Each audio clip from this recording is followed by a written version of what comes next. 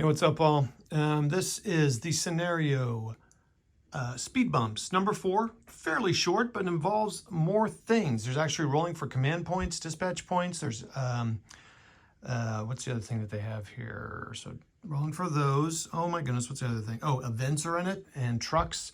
So that's all cool. I love the way these maps look. I mean, they look very 3D on camera. All right, so basically the Germans are coming on here. They've got one day, 7 to night. So they're gonna go 7 through the night turn. They gotta either clear this main road, make sure there's no US units. I'm gonna assume fire zone. I don't have it handy right here, but maybe just clear the road, the main road. 1 or 2, get 12 units from here. They'll all enter here, off here, or down here. And the map ends here on that row. So this is marking the outside. That's marking it, marking it, marking it, marking it. There's another video channel that I've forgotten, but I'll link to him. He does a little setup of it. He doesn't play. I'm sure he got started like I do on lots of things and never finished that particular scenario, but he kind of gets started in some thoughts on it. There's not very many videos on this particular scenario. I think my first strategy is going to be try to clear the road and not get units off, but I'll see how that's going and see how I want to do that. Now, not a lot of roads. So you got these roads here, this trail here kind of spits back, so you can kind of go around. Like a lot of these roads don't connect, so you can't really go south here. It's pretty much, you got to focus on this thing here. So the Americans can really bunch it up. The Americans do have roadblocks, and I need to use these like crazy. So let me look up, and then they got these rear guards, which I want to try to use like crazy. Like I should use them immediately. Look what it takes. I've read the rules on them like 3 times. I just need to read them again, and I won't get it until I implement it. So, and the dispatch rating for these guys is 2, and there's no 2 on there, so I had to write a little 2 on there. All right. Oh, yeah, dispatch rating. Dispatch rating is how you get the formation chits into the cup. So think about, you're dispatching them from division headquarters to do and to activate in their hour and give them resources for their planning. Whereas command points is you giving them command, you're giving them supply, you're giving people to do things during the turn. So you use command points to buy dispatch points, plus you roll, I think, or somehow to maybe get more dispatch points. So yes, you do. I don't think you do. Sorry, let me look at what the win condition is. So it is clear of fire zones. So that's a big deal. So basically they can't be right adjacent. They need to be pushed away to, or you can suppress them. Suppressing is also a thing to do by the end of the scenario. And the scenario ends, the last chit drawn on the night turn, last chit is not played on the 18th. So that is 1, 2, 3, 4, 5, 6 turns. Okay, all right, we'll see, and I'll try to be mounted up next time so it's not all shaky bakey. Hey, what's up, all? So into turn 1, so the 7 o'clock turn, 7 to 9 o'clock turn is done on the 18th of December. I just now looked at the weather. It's gonna suck for this turn.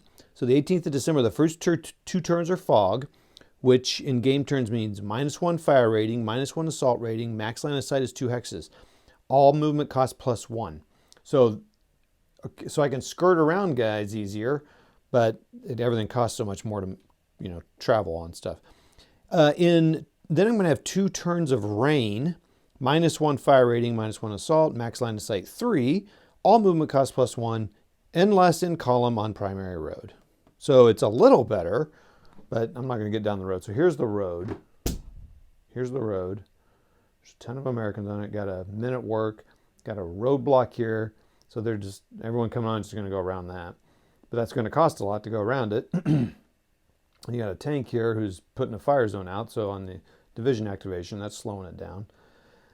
Then you got guys building IPs along here. So this, I just don't think this road's going to happen. I'm just not, nothing happened here. I fired and I did knock this engineer down. That was a step down. These guys are trying to get all froggy here and get rid of this guy on this side. So now I'm wondering if I just try to get these 12 units. I got quite a stack down here coming on. Got the third, the 304th and the second and third Panther companies. Got some flak units. I got 3 pieces of artillery coming in, but I probably won't be able to use them this turn. I think all these guys basically just come on division activation and they move, and that's about it. And they can't move, so it's a stack here. So that's cool. These guys kind of, I got an artillery unit back here that I'm able to use, so that's nice. I did break a rear guard out. I want to break out more of my rear guards here so that we can have just more units on here to make it tougher to get around. But yeah, this is an interesting challenge, I'll tell you, man. Now, you could go with optional weather and maybe you wouldn't get all that, but you're going to roll, you might get even worse. So, so this is Eisenborn, and then here's Longville, and here's Borsey down at this side. So that's kind of where we are in the map. We played the other ones down over here, the other scenarios. This will be an interesting. It's going to be. And this turn took me a long time too, because it's counting all the units and the spaces and trying to get around all the extra movement factors. It's crazy. I did make a roadblock, but now I got to kind of figure out the impacts of that. There are divisional trucks, which I did not use. I'm trying to use every possible thing I can on this. So anyway, that's turn 1. That's this 0700. Let's go to the 9 o'clock turn. We'll see you. Okay, turn 2, or the 0900 to 11 o'clock turn. The Germans do have a leader coming on and some units, I think, but then I have some units. So they have a whole bunch of stuff here, and this is all the Americans get. So the Germans can do this. I think this is interesting. This is a way tougher scenario to me than the first 2. Introductory scenario 1 and 2. I have not played 3 because there's too many. It's too big for the time I've got. I should probably play it on Vassal if I want to play it, which I kind of do. I just got the holiday stuff coming up. But so anyway, scenario 4 is this, again, we already talked about the thing. So I sent these guys around here to skirt around all these guys to kind of maybe come around this way. But it's so expensive in the fog, and then rain's about to happen. So that was probably not very smart. Rain,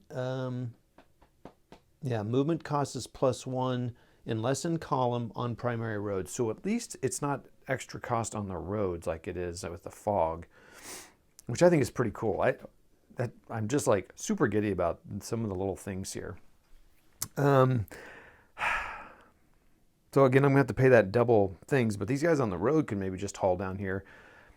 And I keep forgetting what roadblocks do. I think it means they can't move through them. I'll pause and read it. I've looked at it a million times, and I'll come on and tell you.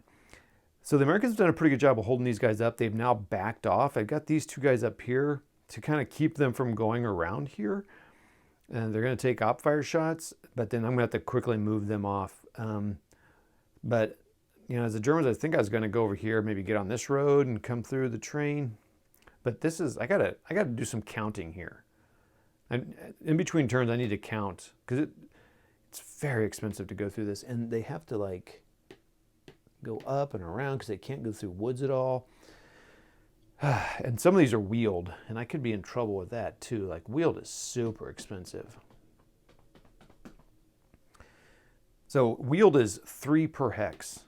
I mean, they got 28 movement. If I can get them to this little trail here, they can go up here and then skip over and get on this thing and then go down that road, the railroad. The raised railroad will help them out. Still 2 and 1.5. Anywho, so my plan was to go this way. But now that I'm kind of seeing the reinforcements I'm getting, which is a bunch of mobile infantry, I wonder if I should have maybe just overwhelmed the Americans here this turn. So I have 1, 2, 3, 4 turns.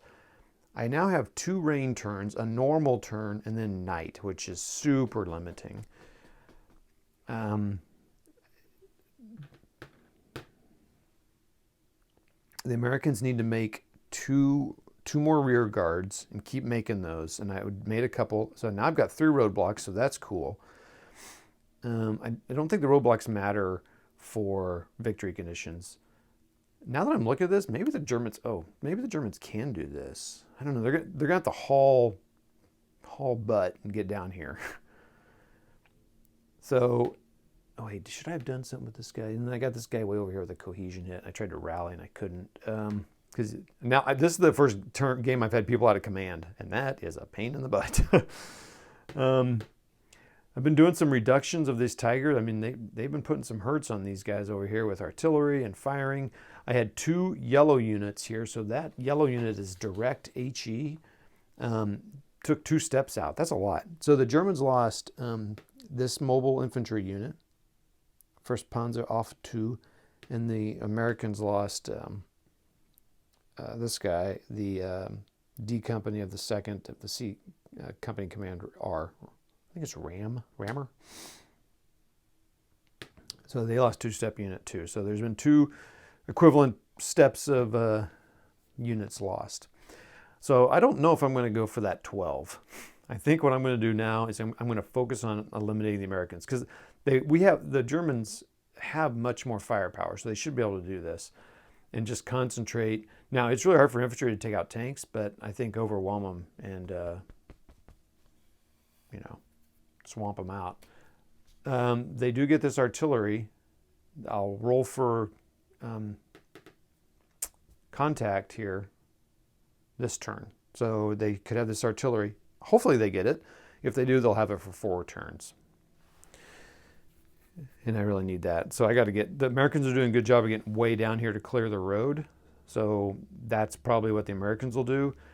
Continue. I mean, this guy could maybe move. I don't think so. I just need to keep firing him. But I mean, he could move actually. That's the thing. He could move and then fire in that turn, even if it's a division activation.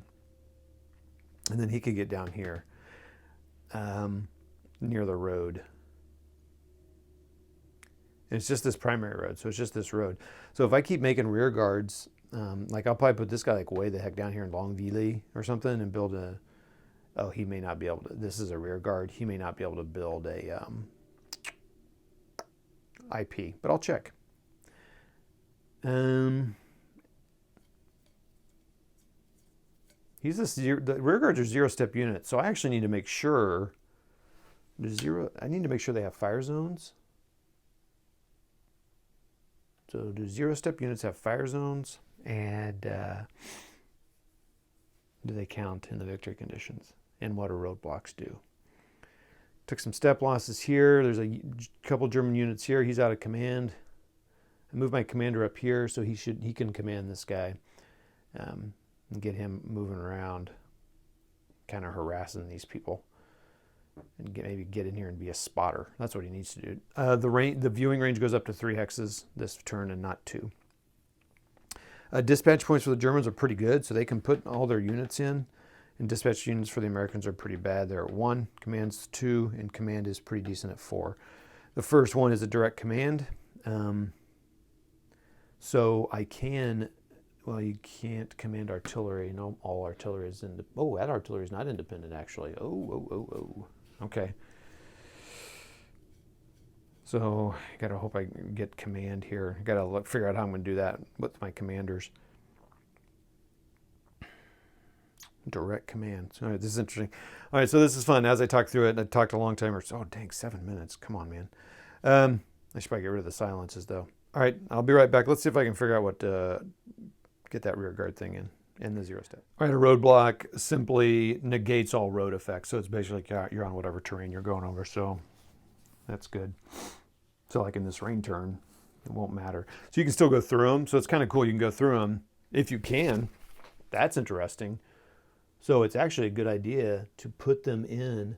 So this is good. This one's in a woods hex. Fantastic. So for the Germans, they cannot even go through. Their armor can't go through that. No transport. Yeah, no transport can go through these woods. Fantastic. Good placement. Had no idea.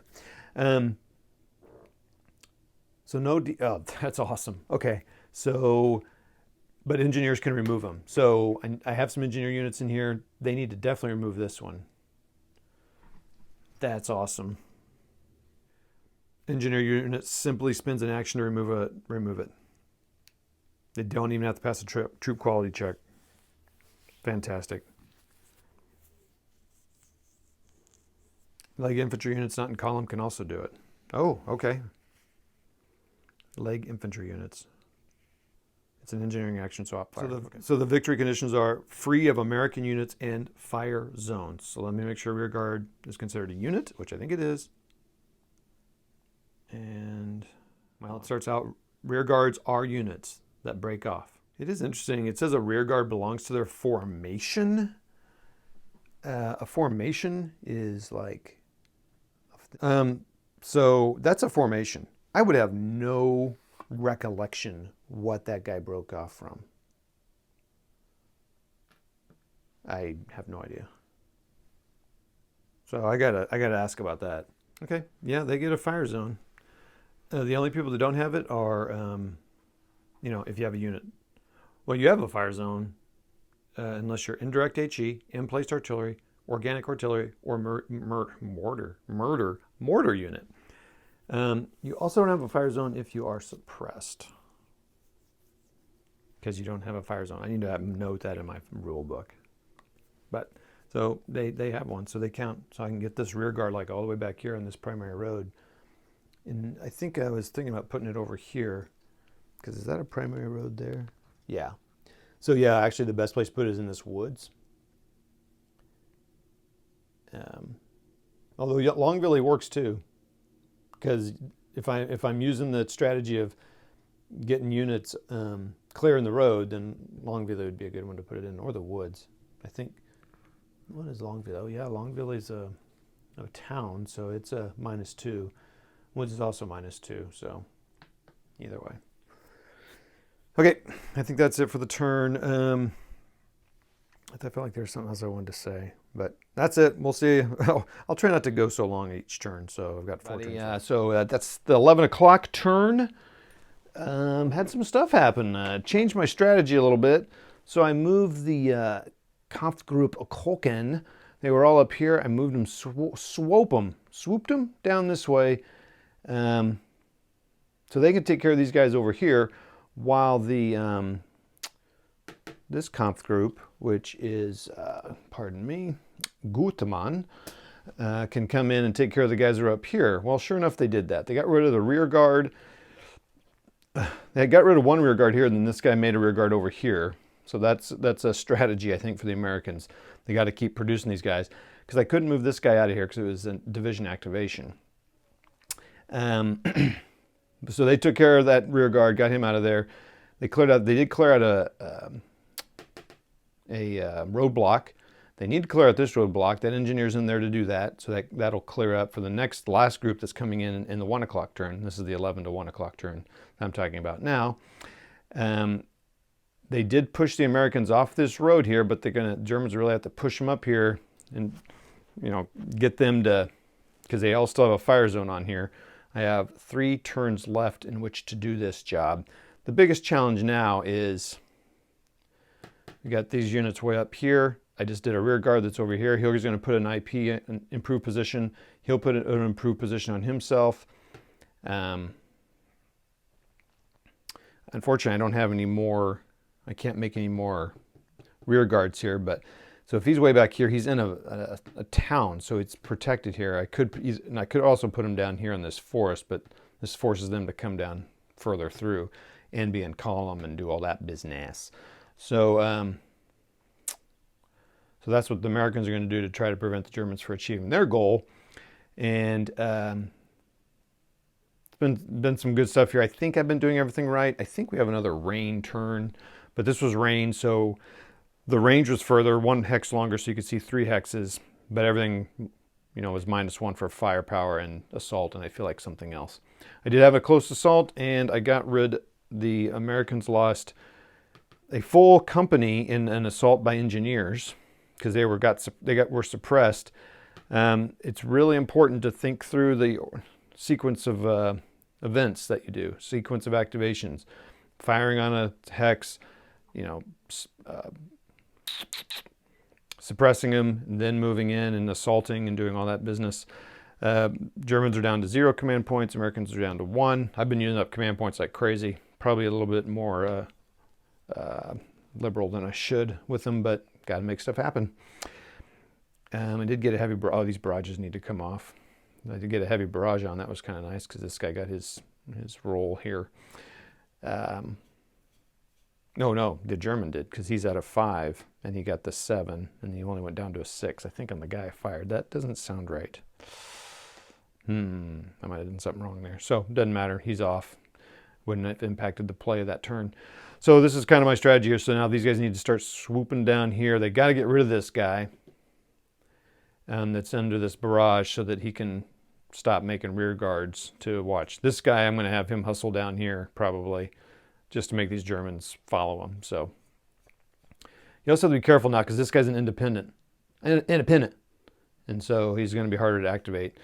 And it's been interesting trying to manage my command here too. I have had some units out of command and that's caused some problems. So it's fun. Been a fun exercise. All right, we'll talk to you at the 1 o'clock turn. I have to hurry and get this game done because I think I'm tearing this down and taking it to a game day on Saturday. So I got to hustle up. See ya. Okay, all right, it is the end of the 1 o'clock turn. It is now the 3 o'clock hour. However, I am calling it, and here's why. Three reasons. One, there's a game day on Saturday, and I'd love to play one of the first 2 introductory scenarios, possibly maybe both, with somebody there. It's not set in stone yet, but I'd like to do that, so I need to tear down and do that. So this is being filmed on a Thursday. That's on a Saturday, so I got to put stuff away. I won't have time to play this tomorrow because the second thing is I got to get this room set up for guests. That means taking down the 2 tables with minis and this board and this table and setting up the bed in here and kind of getting it all ready and pretty for our guest, which is nice. And 3, I don't think the Germans can do this. Now, it depends on the chit pulls, right? But I just thought of something they could do. So depends on the chip pulls. So here's my thinking why it would be tough for them to get it. Well, my first thing is there's a unit way over here that can project a fire zone on the main road. However, I could put a couple of units on him, and I don't have any rear guards, but I could put a couple of units. I got another set of units coming on this next turn. Oh, shoot. Dog frickin' gone it. These guys are all supposed to come in on this turn. You're not supposed to delay, so they're all supposed to come in. I could bring them in based on the activations, but everything's so different now. Shoot. Well, no one had a fire zone on the road up to here, so they could all just come on this road, because this guy didn't move until later. And then there was their turn again. Nope, their turn came up last here, and then I could have got them. Well, I could move them around. But basically what they would have got done, it's a bunch of units though. I mean, it's good stuff. Much more infantry. So they could have backed these guys up and then come up here. The problem is these 3 guys over here.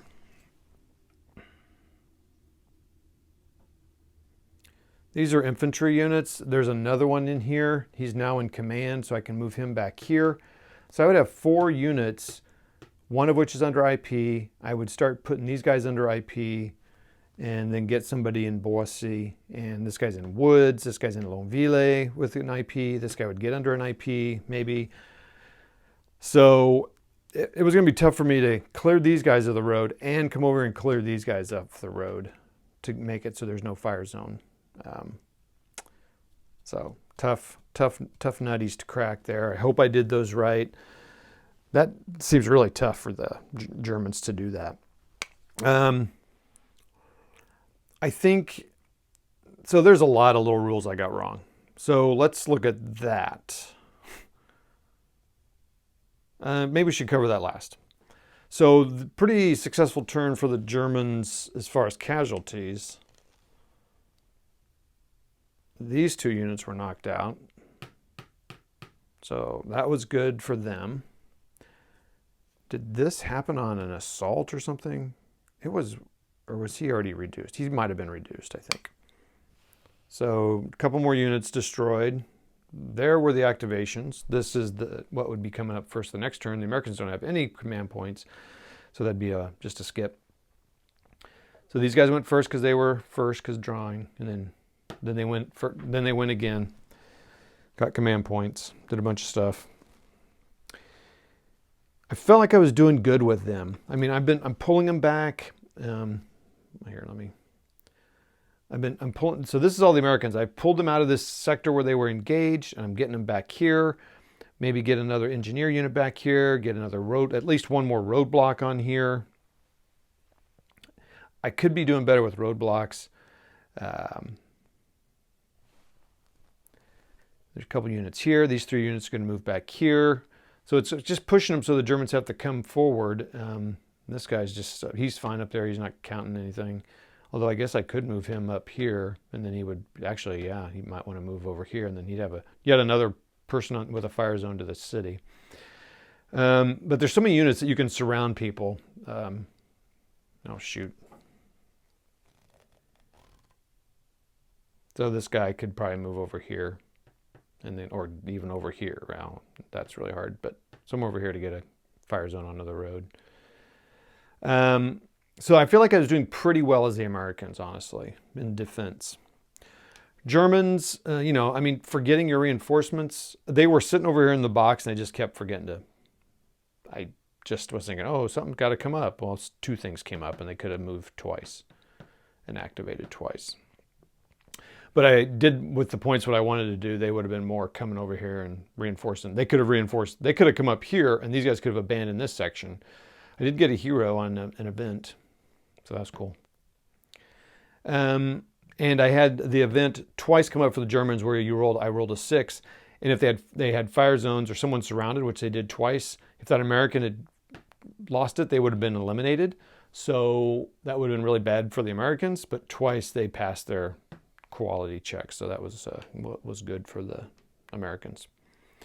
So my first thought when I started this scenario, I'm like, there's no way they can do this, but you really can do this, especially with the other 12 units. That's a lot, but you're gonna have to go skirting across this. I guess there's some trails you could take here. You might be able to figure out how to do that. Like, I'd have to do some really hardcore counting to see if they could get 12 units. That's a lot.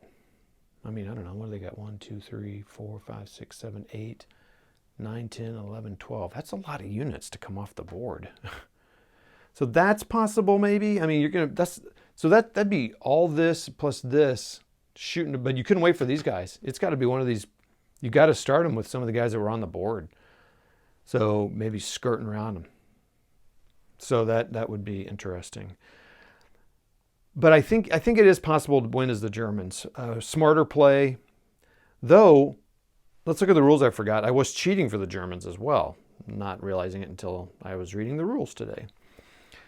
First of all, it costs you a movement point to move in or out of column. I never paid that until the very last couple. So they were getting an extra 1 movement point, at least. I've got to read the rules and understand the payment of it, going in and out, taking the cohesion hit or not.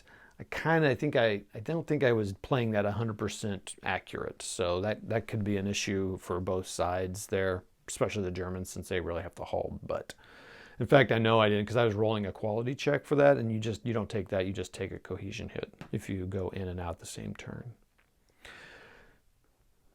Okay. In command, you have to be in command at the beginning of the activation. So you pull the formation chit. So if you pull a formation chit or the division chit, your independents have to be in command at the beginning of that. They have to be within the range of the leaders at the beginning. So I can't move the commander and then say they're in command. Now, you can do that for, you can move a commander and then command your unit format, your units, your non-independent units, your formation units. You can move the guy in there and then they'll be in command for follow-up orders. So that you can do because it's at the time that it's tested. and it set the time to test it for Indies because that's you determine who you're going to activate at the beginning of the activation, and you need to be in command. I hope that makes sense. And third, you must move first out of here. You must move as your first. You have to move out of here. If I'm reading it right, so out of your reinforcement hex, you can't.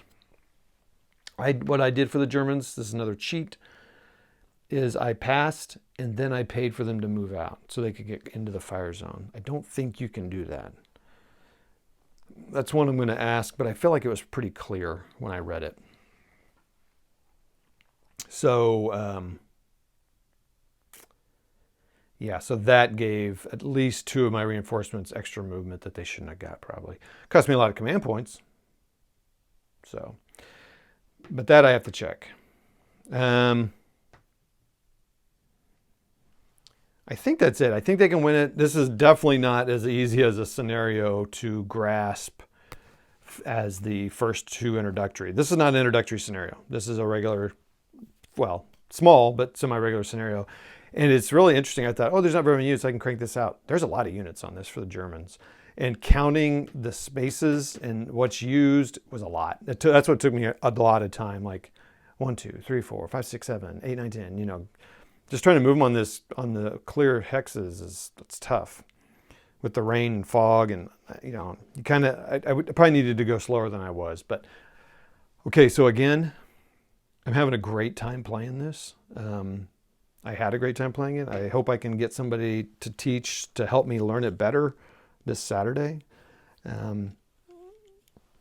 don't know what's next. Got the holidays coming up, so it's going to be kind of wonky donkey. In fact, I'm going to have my room for like 3 weeks. So I'm going to need to play something on, if I want to play something, it's going to be on Vassal. And so I might play Speed Bump on Vassal. We'll see how that goes. Not my preferred way of doing it, but some of the larger scenarios might be necessary anyway. All right, this has been a long video. I appreciate you all so much. Roll dice over the holidays if you're watching this at the holiday times, or roll dice whenever, who cares. Have fun, play GTS, maybe start with the Strike Counter Strike. I think this is still available. They go on sale, Race for Bastogne. It's fun. So I'm really enjoying the system now. It's really funny how long it took me to get it. So, all right, thanks all. We'll see you.